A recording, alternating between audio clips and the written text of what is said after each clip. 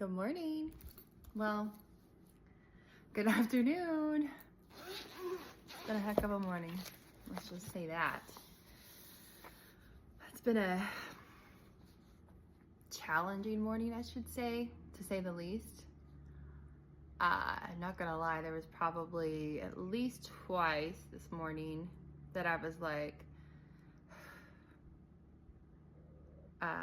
asking God to kind of make me sit still and fight my battles for me, because I didn't want to be lethal with my tongue, and so, which can happen, right? I think we can all be pretty lethal with our tongue, so I had to kind of pull myself away from a certain scenario just because it was just so emotionally draining. So I was very eager to finally kind of break away and see what today's devotional 365 has in store. So let's get started. Today is January 11th. We are on day 11 of devotional 365. And this one is titled So Much Grace. How fitting. John 1:16. From his fullness, we have all received grace upon grace. Let's see what the prayer says. God, how do I begin to thank you for your grace? By definition, I am unworthy, and daily I prove this to be true. Every poor decision, every unkind thought, every sin, large or small, magnifies your grace until it's so immense, it's all I can see. And possibly, you love me no matter what I do. I don't even have to ask. I think that's what amazes me the most of all. Before I even know I need it, you're already given it. Freely, graciously, wonderfully, you lavish me with your love and forgiveness. How holy and inadequate are the thanks I offer in return. Yet, what else can I do? I thank you over and over and over again for your grace. I think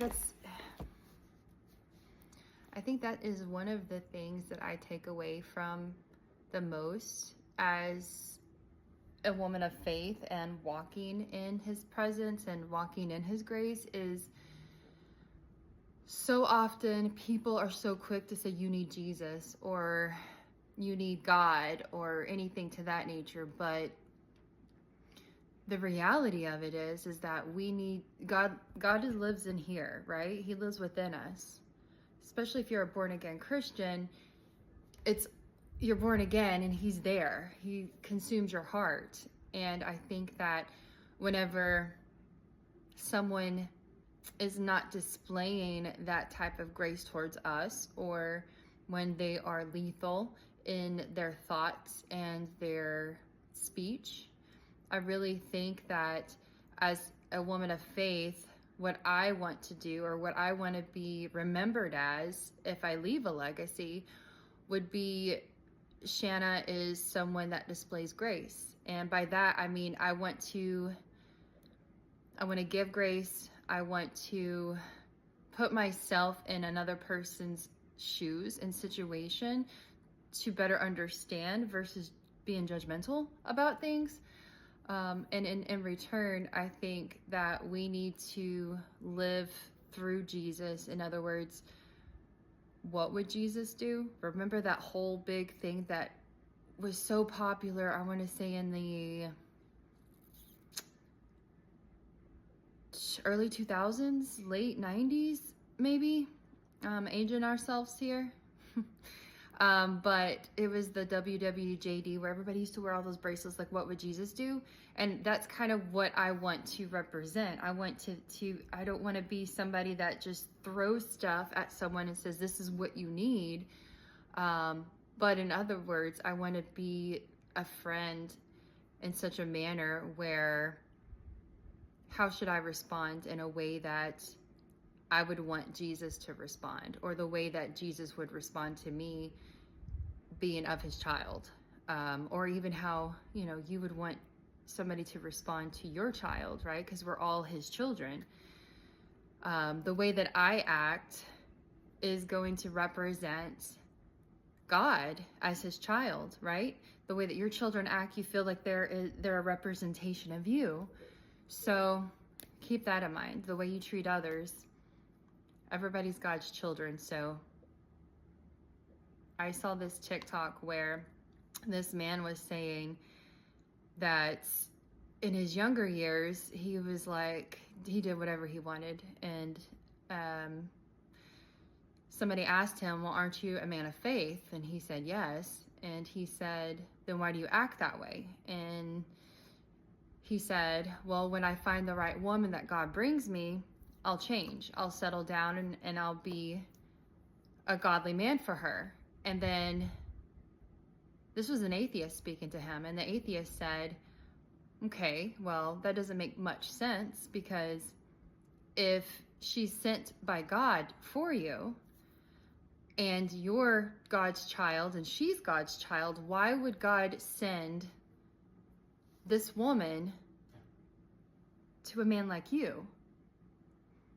Whenever you are dating multiple women at the same time, when you're out partying all the time, God is not your focus, you're not God-centric.